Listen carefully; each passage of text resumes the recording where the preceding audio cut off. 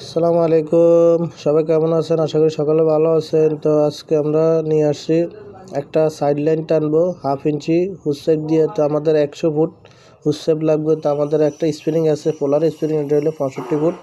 তো আমরা 65 ফুটের আমরা পাইপটা কেটে নিয়েছি। কেটে নিয়ে আমরা 65 ফুটের মধ্যে যেতে আমরা স্প্রিংটা পাইপের ভিতরে প্রবেশ করতেছি। তো মাধ্যমে দেখেন আমার ভিডিওর মাধ্যমে এই যে স্প্রিংটা চলে আসছে। তো এটা 100 এমন সুবিধা, এটা দেখা গেছে কোনো ব্যান্ড ট্যান বা কোনো যদি বাধা সৃষ্টি করে, এই যে মাথার যে ব্যারিং সিস্টেম আছে ওটা স্প্রিংটা খুব সুন্দরভাবে জায়গা।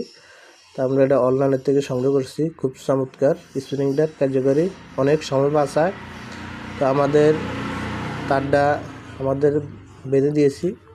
তো একটা সাইড লাইন টানবো, তাদের বিল্ডিং এক জায়গা আর মিটার হলো ঘর অন্য জায়গা। তখন সাইড লাইনটা বাধ্যকতা টানতে হবে, কিছুদিন চলবে মিটার বিল্ডিংয়ে ট্রান্সফার হওয়া পর্যন্ত। তো আমরা এখানে আজকে এই সাইড লাইনটা টানবো। 100 ফুট হুস পাইপ লাগবে, 50 ফুট স্প্রিং। আমরা 65 ফুটের স্প্রিংয়ের মাপে আমরা হুস পাইপটা কেটে নিয়ে আমরা 65 ফুটের ভিতরে তার ঢুকাইতে আসি। তো আমরা এই তারটা ব্যবহার করতে আসি 3.0 আরএম। আমরা এটা দিয়ে সাইড লাইন চালাবো, ঘরের থেকে বিল্ডিংয়ে লাইন দিব। তো যে ঘরেতে লাইন দিব ওটা ঘর হলো হেভি ঘর, যাদের বিল্ডিং তাদের ঘর।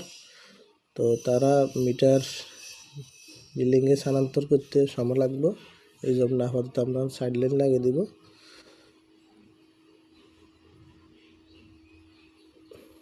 তো আমরা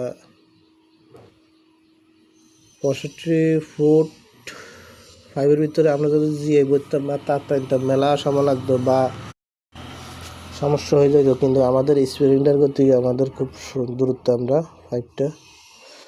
পাইপের ভিতরে স্প্রিং প্রবেশ করে আমরা তার টেনে নিয়েছি। তো যাদের এরকম